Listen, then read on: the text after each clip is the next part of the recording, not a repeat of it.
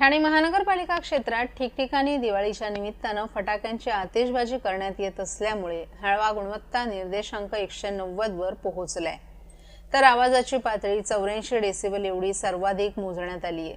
यामुळे ठाण्यातील हवा आणि ध्वनी प्रदूषणात वाढ झाल्याची बाब पुढे आली आहे। दरम्यान गेल्या 2 वर्षाच्या तुलनेत हवा आणि ध्वनी प्रदूषण कमी झाल्याचा तसंच हरित फटाके फोडण्याचं प्रमाण वाढल्यानं धुलीकणांचं प्रमाण घटल्याचा दावा पालिकेच्या प्रदूषण नियंत्रण विभागानं केला आहे। ठाणे महापालिका क्षेत्रात दरवर्षी दिवाळी काळात हवा आणि ध्वनी प्रदूषणात वाढ होते। यंदाच्या दिवाळीतही हे चित्र कायम आहे। या काळात फटाके वाजवण्याच्या प्रमाणात देखील वाढ झाल्याचं निदर्शनास आले। शहरात दिवाळीपूर्व काळात हवेचा गुणवत्ता निर्देशांक 127 इतका होता। दिवाळी काळात मात्र त्यामध्ये वाढ झाली असून शहराचा हवा गुणवत्ता निर्देशांक 190 एवढा नोंदवण्यात आलाय। या काळात आवाजाची पातळी 84 डेसिबल एवढी सर्वाधिक मोजण्यात आली आहे। दिवाळी पूर्व काळात ती 71 डेसिबल एवढी होती। मुख्य पर्यावरण अधिकारी मनीषा प्रधान, उपपर्यावरण अधिकारी विद्या सावंत आणि ज्युनियर केमिस्ट निर्मिती साळगावकर यांच्या पथकानं दिवाळीपूर्व आणि दिवाळी कालावधीत हवेची गुणवत्ता तपासण्याबरोबरच ध्वनीचं मापन केलं। त्यामध्ये शहरात दिवाळी काळात हवा आणि ध्वनी प्रदूषणात वाढ झाल्याचं समोर आले। गेल्या वर्षीप्रमाणेच यंदाही नागरिकांनी मोठ्या प्रमाणावर फटाके फोडले। हरित फटाक्यांचा वापर वाढला आहे। या वर्षीच्या तपासणीत दिवाळीच्या काळात ध्वनी आणि वायू या दोन्हीत वाढ नोंदवली गेली आहे। मात्र हे प्रमाण गेल्या 2 वर्षांपेक्षा कमी आहे। हवा गुणवत्ता निर्देशांक 190 पर्यंत वाढला असला तरी ठाण्याची हवा मध्यम प्रदूषित स्तरावर आहे, असा दावा पालिकेनं केलाय। शहरात हवेतील धुलीकणांचं प्रमाण 165 मायक्रोग्राम प्रति घनमीटर इतकं आढळले। 2022 मध्ये धुलीकणांचं प्रमाण 245 मायक्रोग्राम प्रति घनमीटर तर 2023 मध्ये 230 मायक्रोग्राम प्रति घनमीटर इतकं होतं। त्यामुळे गेल्या 2 वर्षांच्या तुलनेत यंदा धुलीकणांचं प्रमाण कमी असल्याचंही दिसून येते। हवा गुणवत्ता तपासणी दरम्यान शहरात हरित फटाके फोडण्याचं प्रमाण वाढल्याचंही दिसून आलं असून यामुळे शहरात धुलीकण प्रमाणात घट झाल्याचा दावा पालिका प्रशासनानं केला आहे। महाराष्ट्रातील भगिनींना आधार देणारी राज्य शासनाची मुख्यमंत्री माझी लाडकी बहीण योजना। या योजनेअंतर्गत अल्प उत्पन्न गटातील 21 ते 65 वयोगटाच्या भगिनींना मिळणार दरमहा 1500 रुपयाची मदत। अर्ज करण्यासाठी 31 ऑगस्ट 2024 पर्यंत मुदतवाढ। कुटुंबाचं वार्षिक उत्पन्न 2.5 लाख रुपयांपेक्षा कमी असलेल्या महिला पात्र। कुटुंबाकडे पिवळं किंवा केशरी रेशन कार्ड असल्यास उत्पन्नाचा दाखला आवश्यक नाही। पांढरं रेशन कार्ड असेल किंवा रेशन कार्ड नसेल तर कुटुंबाचं वार्षिक उत्पन्न 2.5 लाखांपेक्षा कमी असल्याचा दाखला आवश्यक। योजनेसाठीचा ऑनलाईन अर्ज नारी शक्ती दूत ॲप वरून किंवा पोर्टलवर भरता येईल। ज्या भगिनींना ऑनलाईन अर्ज भरता येत नसेल त्यांच्यासाठी अंगणवाडी, ग्रामपंचायत, वॉर्ड ऑफिस, सेतू सुविधा केंद्रामध्ये किंवा आशाताई बचत गटाच्या CRP यांची मदत उपलब्ध। आता आपल्याला अभिमानानं म्हणता येईल, सुखी आणि सुरक्षित आहे माझी लाडकी बहीण।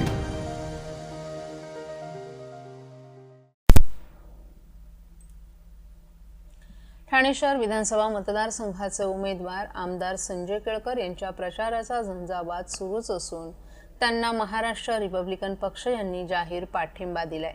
या पक्षाचे ठाणे शहर अध्यक्ष दुर्गेश उघडे यांनी आपल्या पदाधिकाऱ्यांसह नुकताच केळकर यांची भेट घेऊन आपला पाठिंबा दर्शवलाय। भाजपनं पुन्हा एकदा संजय केळकर यांच्यावर विश्वास दाखवत ठाणे शहर विधानसभेची त्यांना उमेदवारी दिली आहे। त्यानुसार त्यांनी आता आपला प्रचार सुरू केलाय। त्यांना विविध संघटना आणि पक्षांचा पाठिंबा मिळत आहे। त्यात आता महाराष्ट्र रिपब्लिकन पक्ष यांनी आपला जाहीर पाठिंबा दिलाय। पक्षाचे अध्यक्ष दुर्गेश उघडे यांनी केळकर यांनी भेट घेतली आणि पाठिंबा दर्शवणारं त्यांना पत्र दिले। केळकर यांना ठाणे शहरातील जनतेची सेवा करण्याची संधी भाजपनं दिली, त्यासाठी आपण भाजपचे आभार मानतो असं सांगत उघडे यांनी केळकर यांच्या कार्याचा गौरव केला। केळकर हे असे आमदार आहेत की जे गोरगरीब जनतेसाठी सदैव सेवेत उपलब्ध असतात। जनतेला न्याय देणारा खरा आमदार हे केळकर आहेत असंही त्यांनी सांगितलं। केळकर हे आपल्याच पक्षाचे उमेदवार असल्याचं समजून त्यानुसार त्यांच्यासाठी आपल्या सर्वांना एकदिलानं काम करायचं आहे असं आवाहन त्यांनी आपल्या पक्षातील कार्यकर्त्यांना केलं। केळकर यांना भरघोस मतांनी निवडून आणायचं असल्याचं आश्वासनही त्यांनी यावेळी दिलं। लोकसभा निवडणुकीत मतदानाच्या वेळी झालेला विलंब, मतदान केंद्रांवर लागलेल्या लांबच लांब रांगा यामुळे अनेक मतदारांना मतदानापासून वंचित राहावं लागलं होतं। ही बाब लक्षात घेत ठाणे जिल्हा निवडणूक विभागानं विधानसभा निवडणुकीच्या वेळी असा गोंधळ पुन्हा उडू नये यासाठी मतदान केंद्रांच्या संख्येत 297ने वाढ केली आहे। यामध्ये सर्वाधिक 46 मतदान केंद्र ही ठाणे विधानसभा मतदारसंघात वाढवण्यात आल्याचं आकडेवारीवरून दिसत आहे। ठाणे जिल्ह्यात 3 लोकसभा मतदारसंघ तर 18 विधानसभा मतदारसंघ आहेत। नुकत्याच पार पडलेल्या लोकसभा निवडणुकीच्या मतदानावेळी वयोवृद्ध मतदारांना होणारा त्रास आणि त्यांची होणारी गैरसोय लक्षात घेता दुसऱ्या आणि तिसऱ्या मजल्यावरील मतदान केंद्र हे तळमजल्यावर आणण्यात आलं। मात्र लोकसभा निवडणुकीच्या वेळी मतदान केंद्रांच्या बाहेर लांबच लांब रांगा लागल्याचं चित्र दिसून आलं, तर अनेक मतदान केंद्रांवर मतदारांची संख्या देखील अधिक असल्याचं समोर आलं। यामुळे अनेक मतदारांना मतदानापासून वंचित राहावं लागलं। याची गांभीर्यानं दखल घेत विधानसभा निवडणुकीत लोकसभा निवडणुकीवेळी झालेल्या गैरसोयीची पुनरावृत्ती होऊ नये यासाठी ठाणे जिल्हा निवडणूक विभागानं मतदान केंद्रांच्या संख्येत 297ने वाढ केली आहे। यामध्ये ठाणे विधानसभा मतदारसंख्या सर्वाधिक 46 मतदान केंद्रांची वाढ झाली आहे। मतदान केंद्रांची संख्या 6894 वर पोहोचली आहे। ठाणे जिल्ह्यातील 18 विधानसभा मतदारसंघातील मतदान केंद्रांची संख्या लोकसभा निवडणुकीच्या वेळी 6391 इतकी होती। मतदान केंद्रावर लागणाऱ्या लांबच लांब रांगा, मतदानासाठी लागणारा वेळ यामुळे अनेक मतदारांना मतदानापासून वंचित राहावं लागलं। त्यामुळे यंदा विधानसभा निवडणुकीसाठी 297 मतदान केंद्रांची वाढ केल्यामुळे जिल्ह्यातील मतदान केंद्रांची संख्या थेट 6894 वर पोहोचली आहे।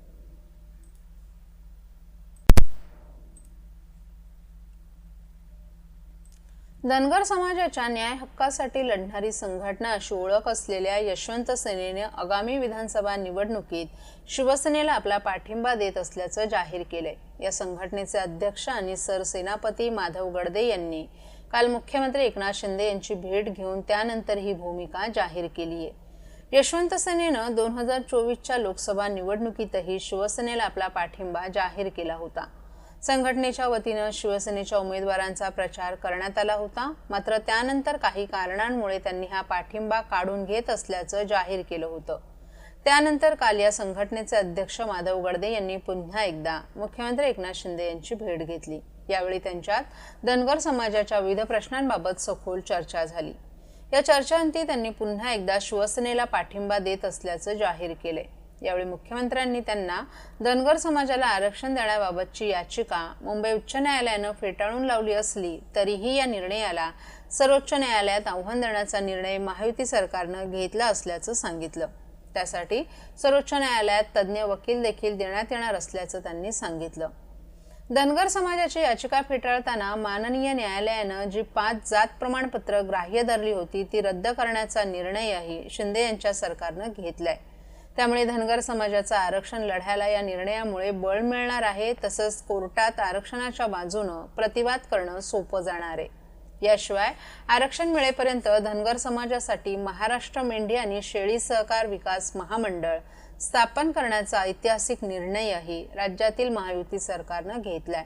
या महामंडळांसाठी 1000 कोटींची तरतूद करण्यात आली असून संपूर्ण धनगर समाजासाठी 10,000 कोटी रुपयांपर्यंत बिनव्याजी कर्ज उपलब्ध करून देण्यात येणार आहे। या महामंडळाचे मुख्यालय पुण्यश्लोक अहिल्यानगर येथे करण्याचा निर्णय देखील घेण्यात आलाय। धनगर समाजाला आरक्षण लढ्याला पाठिंबा देण्यासह या समाजाचा सर्वांगीण प्रगतीसाठी महायुती सरकारनं केलेले विविध प्रयत्न पाहता धनगर समाजाची मातृसंस्था असलेल्या यशवंत सेनेनं शिवसेनेच्या आणि महायुतीच्या उमेदवारांच्या पाठीशी ठामपणे उभे राहण्याचा निर्णय घेतला असल्याचं माधव गडदे यांनी स्पष्ट केले।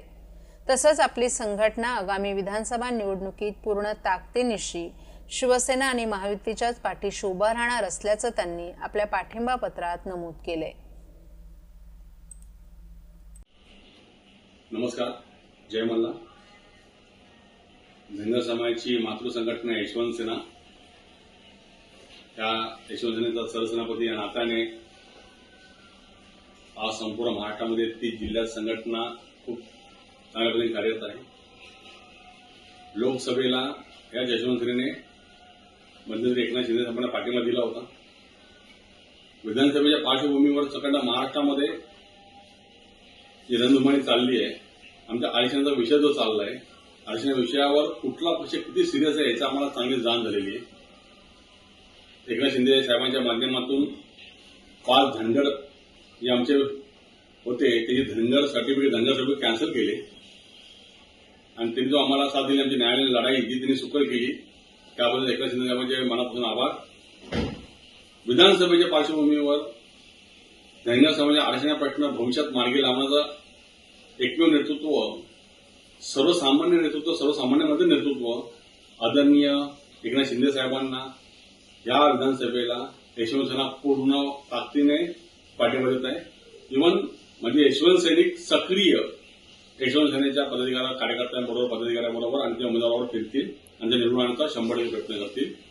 आज मी स्वतः यशवंत सेना सरसेनापती माधव गर्दे आणि माझी कोर कमिटी यांनी घेतलेल्या निर्णयानुसार समाज बांधवांना सांगू इच्छितो की यशवंत सेना विधानसभेला एकनाथ शिंदे साहेबांच्या शिवसेनेवर आहे याची नोंद घ्यावी, कळावे.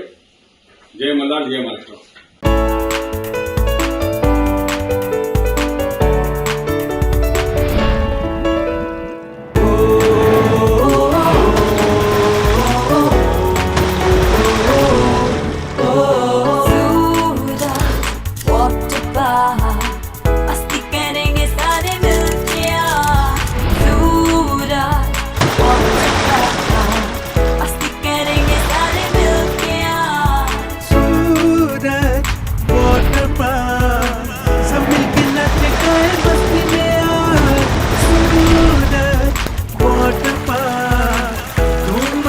सब मिलके आज